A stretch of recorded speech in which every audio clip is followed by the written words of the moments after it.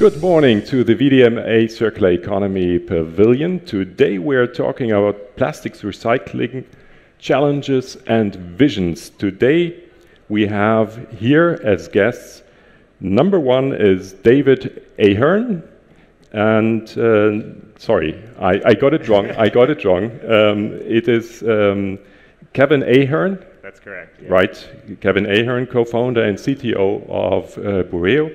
Then we have got Manfred Hackel, CEO of IREMA, and then we have we've got David Stover, co-founder of Bureo as well.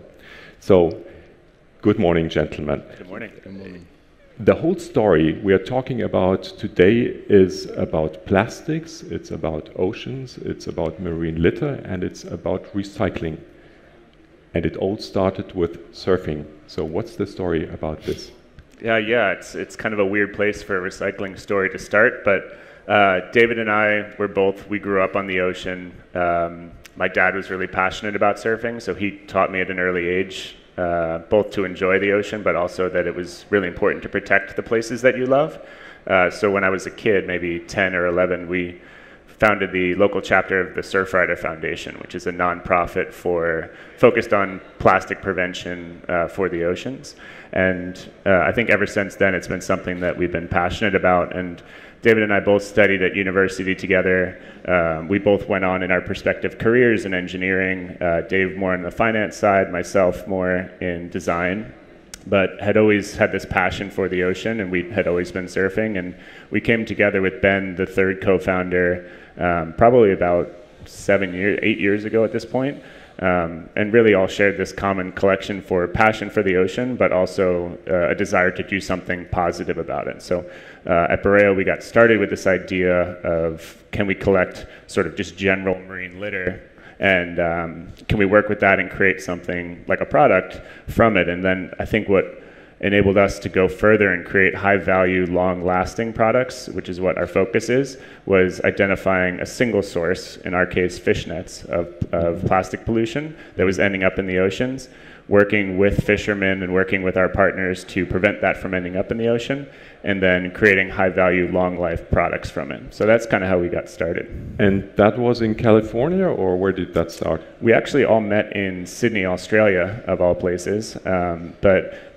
our program, all of the work that we do collecting and recycling, is along the coast of Chile in South America. We've since expanded into Peru, but the focus is on the fisheries there. It's a very large and robust fishing industry, and there's not a lot of infrastructure, or at least there hadn't been a lot of infrastructure focusing on the waste disposal that the fisheries were generating. So we saw this opportunity in Chile to get started. We got a grant from the government there to set up the first fish net collection programs there, preventing the material from ending up in the ocean, where once it's in the ocean, it's extremely hard to recollect, it's extremely hard to recycle. So the focus of our program is preventing it from ending up there in the first place by creating value for it.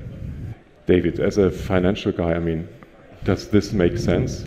Yeah, I mean, I think when we started, it was more of a passion project, looking at this collection as almost a nonprofit in our first ideas. And,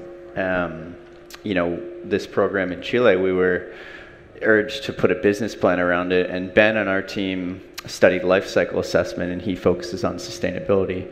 But sustainability for our company now is not the sustainability that other people think of when they think of, am I echoing here? Sustainability in the sense we want to be around for a long time. We want it to be a sustainable program. And in order to do that, we really have been stuck into making this an economic model where the fishermen and the supply chain are all involved in the value that's put into the material. And so our vision has changed pretty dramatically in the last couple of years to starting looking at our own products, so skateboards and sunglasses and surf fins and things that excite people about the material, and now looking at a much bigger business that could really focus on the problem, so attacking this source of waste and really scaling the collection and cleaning and processing of that so that we can actually build a substantial business around it. Okay, so just for me to get it right, so you have installed a collection system in Chile for the fishermen.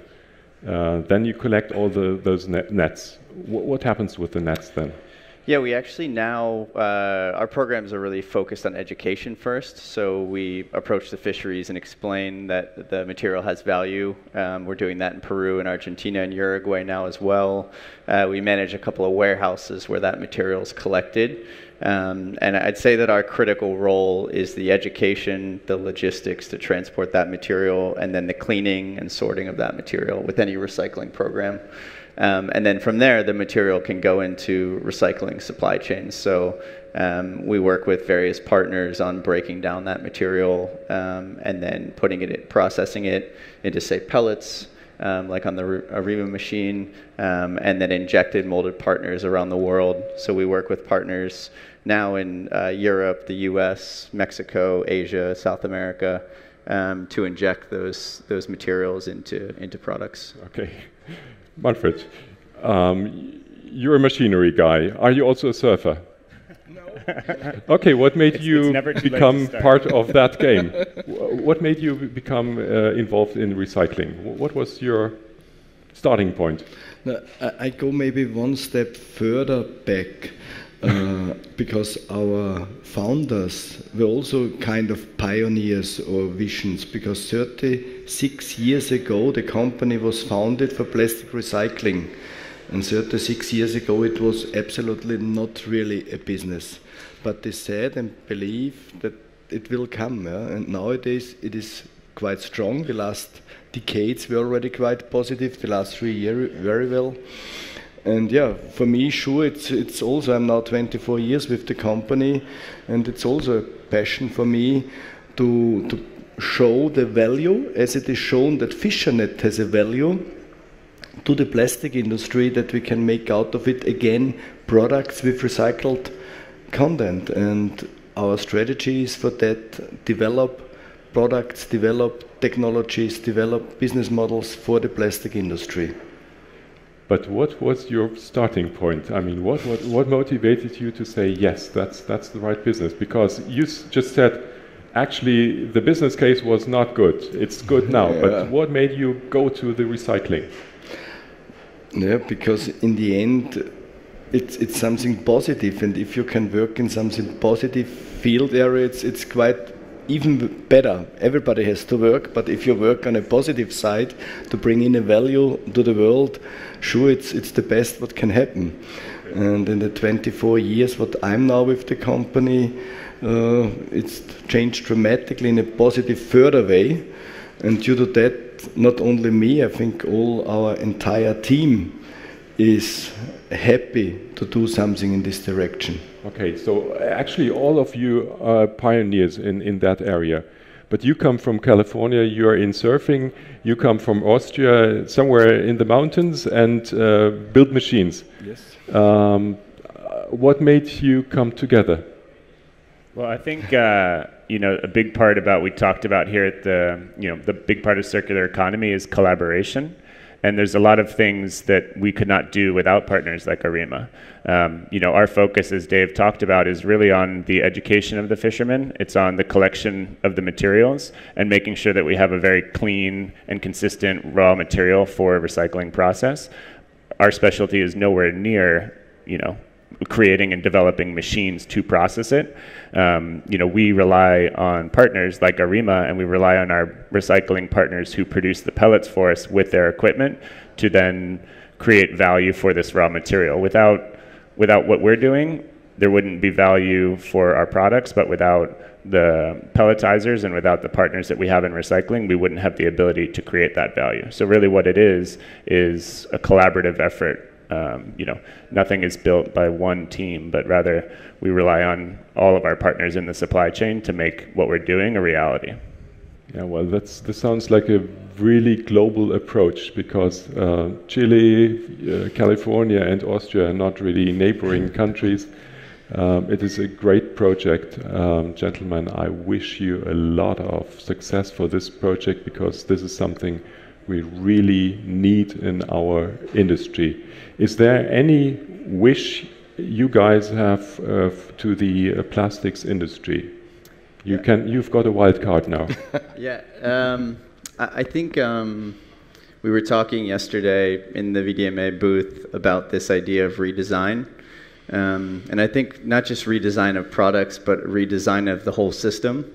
So taking a whole systems approach to know that in order for recycling to be efficient, I think companies like Arima have taken it on their shoulders to improve technology to be able to recycle different streams of plastic. But as a whole, I think the industry can do a better job of designing products so that they're built to last a long time and they're built to be recycled at the end of life. And I think one thing we've learned through our project is how difficult it is to focus on one industry, on one type of material to try to get value out of it. And like I know in the US, we look at the curbside collection and it just blows my mind that people can put mixed dirty plastic in a bin and expect a miracle to come out the other side. I think an industry as a whole, the way that consumers use plastic, the way it's disposed of, the way those products are made, I think we can make improvements all throughout that so that that material makes it from the consumer to a system that can then recycle and put value into it. And like some of the stats shared here yesterday, we won't see 20, 30% leakage of plastics in our economy. We can put them into the economy and they can stay in the economy. Okay. Kevin, anything you would like to add? No, he nailed it. I mean, I think it's just designing in a way that, helps prevent the material from ending up leaking into the environment. Okay. Thank you guys for having come here to Düsseldorf, surfing around here. I hope you have a fantastic time. And again, I wish you much success. Thank you also, Manfred, for coming here. Thank you very much for watching and see you next time. Bye-bye. Ciao.